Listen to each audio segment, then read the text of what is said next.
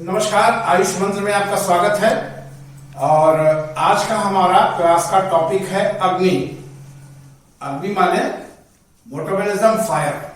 वो अग्नि जिससे हमारे शरीर का अन्नों का पाचन होता है। वो अग्नि नहीं जिससे हम खाना बनाते हैं। ठीक ना, दोनों में बहुत हद तक सिमिलरिटी है, लेकिन दोनों दो चीजें हैं। एक अग्नि शरीर के बाहर होती है और एक अग्नि शरीर के अंदर होती है। आयुर्वेद में अग्नि का बहुत महत्व है, और आयुर्वेद में ही नहीं, हमारे शरीर में भी अग्नि का बहुत महत्व है। अग्नि यदि सही नहीं है तो हमारा पाचन सही नहीं होगा। ठीक, मंदाग्नि का नाम सुना होगा, अपच हो जाता है, जीर्ण हो जाता है। तो अग्नि की बड़ी विशेषता है, और आज की क्लास में हम जानेंगे अग्नियों के बारे में। ठीक, अग्नि का क्या काम है, अग्नि कैसे होती है, उसकी क्या महत्व है, इस पूरे चैप्टर में आ जाते हैं अग्नियों के बारे में। हम जो भी भोजन करते हैं उसमें मौजूद जो भी प्रोटीन, कार्बोहाइड्रेट, विटामिन जैसे तत्व जो भी होते हैं, उन्हीं से हमारे शरीर में धातुओं का निर्माण होता है। जैसा कि हमने आपको पहले भी पढ़ा चुका है, आपको जानते होंगे।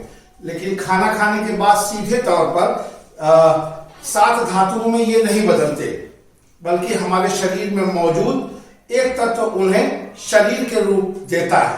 ठीक ना, भोजन को शरीर के अनुरूप ढालने की क्रिया ही अग्नि द्वारा संपन्न होती है। भोजन को शरीर में ढालने की जो क्रिया होती है वो अग्नि द्वारा ही संपन्न होती है। पूरी प्रतिक्रिया को पाचन क्रिया या प्राचन क्रिया या मेटाबॉलिज्म कहते हैं। अब जान जाते हैं अग्नि के बाकी कार्य हुए। ठीक ना, मनुष्य के शरीर की आयु, बल, वर्ण, स्वस्थ, उत्साह, शरीर की वृद्धि, कांति, ओज, तेज, अग्नियां और प्राण, ये सभी देह की अग्नियों पे ही निर्मित होते हैं। ठीक, जैसे कि आप जानते हैं कि हमारी आयु, बल, वर्ण, उत्साह और शरीर की वृद्धि, जो ओज होता है हमारे शरीर का, जो तेज होता है, क्रांति होती है, और वो सारी चीजें अग्नियों पे ही निर्भर है। यदि ये अग्नि शांत हो जाए, मान लीजिए कि अगर ये अग्नि शांत हो जाए तो मनुष्य का क्या होगा? मनुष्य की मृत्यु हो जाती है। ठीक है, जैसे कि आप लोग पेशेंट को देखते हैं, जो पेशेंट कुछ समय बाद अन्न जल त्याग देते हैं। कभी कभी ऐसे पेशेंट होते हैं जो खाना नहीं खा पाते, 1 दिन, 2 दिन, 3 दिन मैक्सिमम। उसके बाद धीरे धीरे धीरे धीरे उनकी स्थिति खराब होती है, वो मृत्यु को करीब पहुंच जाते हैं, और धीरे धीरे उनकी मृत्यु हो भी जाती है। ठीक है ना, इसलिए अग्नि को आयु, वर्ण, बल आदि का मूल कहा गया है। अग्नि को इसीलिए इन सभी चीजों का मूल कहा गया है।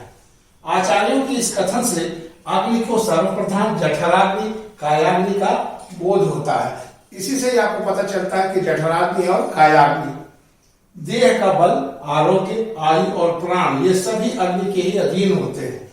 जो देह का बल है, जाहिर सी बात है, हम खाना नहीं खाएंगे, वो पचेगा नहीं, तो बल मिलेगा शरीर को, बल नहीं मिलेगा। ठीक है, बल नहीं मिलेगा तो प्राण की क्या स्थिति होगी? ये सारा प्रैक्टिकल है जो आप अपने ऊपर देख सकते हैं। ठीक, और धीरे धीरे क्षीण और मंद हो जाते हैं। तो जब अगर हम खाना नहीं खाते हैं, अग्नि नहीं जल रही है, वो पाचन उसका नहीं हो रहा है, तो जो इससे पहले मैंने पाचन क्रिया में आपको बताया है कि शरीर के हर जगह एनर्जी की आवश्यकता होती है, और एनर्जी भोजन के पचने से ही हमको मिलती है। तो जाहिर सी बात है, जब अग्नि ही नहीं होगी, भोजन पचेगा ही नहीं, तो एनर्जी कहां से मिलेगी? जब एनर्जी नहीं मिलेगा तो स्थिति खराब हो जाएगी, शरीर जो है वो क्षीण हो जाएगा। और सभी जब हमारा शरीर क्षीण होता है तो धीरे धीरे कोई ना कोई रोग उसको पकड़ लेता है, तो कोई रोग से ग्रसित हो जाएगा और किसी कारण वो मृत्यु को प्राप्त हो जाएगा। सभी दोष की शांति और प्रकोप होना अग्नि के ऊपर ही आश्रित है। देखिए, दोष, धातु, मूल, बल, जब मैंने आपको पढ़ाया था तो वहां भी आपको बताया था कि सभी दोषों को शांति और प्रकोप होना अग्नि के ऊपर आश्रित है। इसलिए जठराग्नि की रक्षा, इसीलिए हमको अपने जठराग्नि की रक्षा सर्वदा करनी चाहिए, और प्रकोप जो भी हो कारण उसका त्याग करना चाहिए। कोई भी ऐसी दिक्कत आती है, कोई ऐसी चीजें हैं जो हमारे जठराग्नि को प्रभावित कर रही है, उसका हमको त्याग करना चाहिए। ठीक ना, त्याग मतलब डेली रूटीन में की बात कर रहा है यहाँ। अब आ जाते हैं अग्नि के कर्म के ऊपर। अग्नि का प्रधान कर्म जो है वो पाचन होता है। अग्नि का एक ही एक कर्म है जो प्रधान कर्म है उसका, वो होता है जो मुख से जो भोजन आ रहा है उसका पाचन करना। अन्न के अभाव में मलों का, ठीक है, अगर अन्न नहीं आता है भाई पाचन करना उसका काम है, और अन्न के अभाव में यदि भोजन नहीं आता है तो प्राण से अधिक वेद, ठीक ना, कफ आदि दोष धातु मलों का वो जो है पाचन करना शुरू कर देता है। वैसे आप देखिए, आपको अगर डाइटिंग करना है आप खाना छोड़ दीजिए। अगर आप खाना छोड़ते हैं तो धीरे धीरे आप पतले होते हैं। तो पतले होने की जो स्थिति हो रही है ना, वो ये नहीं है कि आप पतले हो रहे हो, सुडौल हो रहे हो, आप कमजोर होते जा रहे हो। आयुर्वेद के हिसाब से आप कमजोर होते जा रहे हो। आपका अन्न के अभाव में बाकी चीजों का वो पाचन शुरू कर चुका है। पाचन द्वारा मलों का भी क्षय हो जाने पर, अन्नपान न मिलने पर वह धातुओं का अर्थात सम प्राण में स्थित दोष धातु और मल का पाचन करता है। तो वही चीज जो मैंने बताया कि अन्न के अभाव में वो दोष धातु मल का पाचन करता है, वो भी पाक होकर क्षीण हो जाते हैं। अब वो भी जब खत्म हो गए तो अग्नि प्राणों का पाचन करता है, जिससे मनुष्य की मृत्यु हो जाती है। ठीक ना, समझ में आया? अब आ जाते हैं अग्नि के भेद पे। शरीर में अग्नि एक होते हुए भी अपने कर्मों के आधार पर भिन्न भिन्न नाम से जाना जाता है, अलग अलग नामों से जाना जाता है। चक्रपाणी, आचार्य चक्रपाणी ने अग्नि के 13 भेद बताए हैं। जठराग्नि 1, भूताग्नि 5 और धात्वाग्नि 7। ठीक ना, जठराग्नि 1। अब आ जाते हैं इस चार्ट के माध्यम से हम समझते हैं अग्नियों के प्रकार। आयुर्वेद में 13 प्रकार की अग्नियों के बारे में बताया गया है, जिनके उनके काम, शरीर और उनके स्थान पर बांटा गया है। देखिए, अगर हम इसको बांटते हैं आपके हिसाब से, तो जठराग्नि को पहले स्तर पे रखते हैं। दूसरा है 5 भूताग्नि। 5 भूताग्नि कौन से है? ठीक है, भूमि, अप्याग्नि, अयोग्नि, वायाग्नि और आकाशाग्नि। ठीक है, और उसके बाद अगर हम बांटते हैं 7 धाताग्नि होती है। एक जो है जठराग्नि होती है, 5 भूताग्नि होती है और 7 जो है धात्वाग्नि होती है। ठीक है, और 7 धात्वाग्नि को अगर देखेंगे तो रस, रक्त, मांस, मेद, अस्थि, मज्जा और शुक्र, जो हमने आपको पढ़ाया था वही चीज है।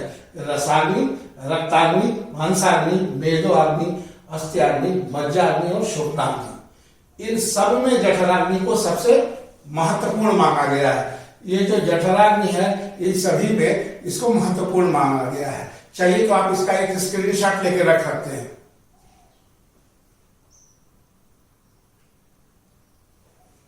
ठीक, आगे बढ़ते हैं। जठराग्नि, कायाग्नि या पाचाग्नि। भुक्त आहार का पाचन जठराग्नि के द्वारा होता है। जो भोजन हम करते हैं उसका पाचन जो है वो जठराग्नि के द्वारा ही होता है। यह पकाशय और अमाशय के मध्य में नाभि प्रदेश में रहता है। यह पक्वाशय और अमाशय के मध्य में नाभि प्रदेश में, इस एरिया में रहता है तथा यह अन्न को पाचन करता है तथा इसे शरीर धातुओं द्वारा ग्रहण योग्य रूप और परिणित करता है। इसके और इसके पश्चात पक्वाशय में उत्पन्न हुए दोष, रस, मूल, मूत्र और पुरीश का पृथक्करण अलग अलग करता है तथा अपने स्थान में रहते हुए अन्य अग्नियों को बल देता है। ये अपने स्थान पर रहते हुए अन्य अग्नियों को भी क्या करता है? बलवान करता है, बल देता है। ठीक है, और चूंकि ये जठर प्रदेश में रहता है, जठर एरिया में रहता है, अतः इसे जठराग्नि कहते हैं। क्योंकि ये जठर प्रदेश में स्थित होता है, इसलिए इसे जठराग्नि कहते हैं। पाचाग्नि की वृद्धि होने पर अन्य अग्नि के कर्मों में भी वृद्धि होती है। देखिए, जब पाचाग्नि की वृद्धि होती है तो भी अन्य अग्नियों की भी वृद्धि होती है, और क्षय होने पर वो सारी चीजें क्षय भी होती है। तो वो उसके साथ कोरिलेशन जो है बहुत बड़ा, एक घनिष्ठ कोरिलेशन में है। अगर वो बढ़ता है तो और अग्नियां भी बढ़ती हैं, अगर वो घटता है तो सारी अग्नियां घट जाती हैं। ठीक ना, अग्नि की परीक्षा उसके भोजन जठर शक्ति को से की जाती है, और अग्नि का आहार पाचन के बल के आधार पर आचार्य चरक ने 4 भेद बताए हैं। आचार्य चरक ने 4 भेद बताए हैं। पहला है तीक्ष्ण, दूसरा है मंद, तीसरा है सम और चौथा है विषम। ठीक ना, वातज प्रकृति पुरुष में विषाग्नि और पितज प्रकृति में तीक्ष्ण, कफज प्रकृति में मंद और सम प्रकृति पुरुष में समाप्ति होती है। ठीक ना। तो ये अग्नियों के जो मैंने आपको बताया। अब आगे बढ़ते हैं इसके लिए। अब आते हैं भूताग्नि के ऊपर। आहार द्रव्य पंचभौमिक है और जठराग्नि पाक के उपरांत निर्मित आहार रस भी पंचभौतिक होता है। ठीक है। वैसे ही इस पंचभौतिक आहार रस पर भूताग्नि का पाक होता है। देखिए भोजन पक से, मैंने आपको इससे पहले बताया भोजन पचते हुए आता है तो कैसे क्या होता है, काइल्स में कैसे बदलता है, तो ये उसी चीज को बता रहा है। भूताग्नि पाक द्वारा आहार रस में विषय गुण प्रधान होता है, जिसमें आहार रस को धातु पोषण के लिए धात्वाग्नि ग्रहण कर सके, अपने अपने स्पेस से ट्रांसफर करता है। भूताग्नि पाक के अभाव में धात्वाग्नि आहार रस का उपयोग धातु पोषण के लिए नहीं कर सकता। देखिए भूताग्नि पाक के अभाव में, यदि पाक का अभाव है तो वो जो है आहार को जो है रस का उपयोग नहीं कर पाता, पाचन नहीं हो पाता, वो मल के रूप में बाहर निकल जाता है। अगले पे आ जाते हैं भेद के इससे। भूताग्नि प्रत्येक महाभूत में रहने से महाभूतों के अनुसार भूताग्नि की संख्या 5 होती है। ठीक है। पार्थिवाग्नि, आप्याग्नि, आयोआग्नि, वायुव्याजाग्नि और आकाशाग्नि। ठीक ना। 5 भेद है इनके। स्थान जो है भूताग्नि के स्थान का वर्णन यद्यपि आचार्यों ने नहीं किया है, इसके जो स्थान का वर्णन आचार्यों ने नहीं किया है, परंतु जब अव्यवस्था एवं विपाक के बाद जब आहार रस पित्त धार कला के द्वारा शोषित होकर सर्व शरीर के आशय में भेजा जाता है, अर्थात जहां भेजा जाता है वही भूताग्नि का स्थान होना चाहिए। तो ये जब जो बताया जाता है, चूंकि उसका कोई स्थान डिफाइंड नहीं है, लेकिन लास्ट में जहां वो भेजा जाता है वही उसका स्थान होना चाहिए, अर्थात नियर अबाउट आपके स्मॉल इंटेस्टाइन की बात। आ जाते हैं धात्वाग्नि। देखिए धात्वाग्नि आहार जठर रस पाक और भूताग्नि के बाद यकृत के माध्यम से हृदय में पहुंचकर सर्व शक्ति में विचरण करने लगते हैं। ठीक ना। आहार जठराग्नि पाक और भूताग्नि के पाक के बाद यकृत में पहुंच के यकृत के माध्यम से हृदय में पहुंचकर विचरण करने लगते हैं। जाहिर सी बात है, जो हम खाते हैं वो पचने के बाद ब्लड के माध्यम से कहाँ पहुंचता है, हार्ट में पहुंचता है। परंतु जब ये धातुओं के आशय में पहुंचते हैं तो यहाँ पर इससे कुछ परिवर्तन होता है, जिसके बाद ये धातुओं की वृद्धि क्षय में सहायक हो जाते हैं। अब जब वो धातुओं के उसमें पहुंचते हैं तो उसमें उनकी वृद्धि और क्षय में ये सहायक की भूमिका निभाते हैं। धातुओं के आशय में परिवर्तन का कारण धात्वाग्नि है। ये धातुओं के आशयों में परिवर्तन का जो कारण है वो धात्वाग्नि ही होता है। इनके भी भेद में आ जाइए तो इनके 7 भेद बताए गए हैं। आचार्य धातुओं की संख्या 7 है तथा प्रत्येक की अपनी अपनी अग्नियां होती है। जैसे आप जानते हैं 7 धातु होती है तो 7 धातुओं की अपनी अपनी अग्नियां होती है।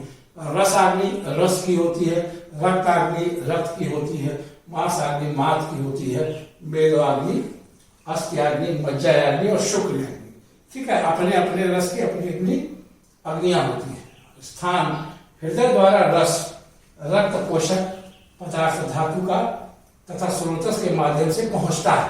स्रोतस मैंने आपने पढ़ा दिया है, आप स्रोतस के बारे में पढ़ सकते हैं और यहाँ हम स्रोतस का डिस्कस नहीं करेंगे। जब धातुएं अपनी आवश्यकता अनुसार स्रोतस से अपने अनुकूल अंश ले लेते हैं तो उन अंशों का धात्वाग्नि द्वारा पाचन किया जाता है। कार्य पे आ जाती है इसके। तो कार्य पुनः देह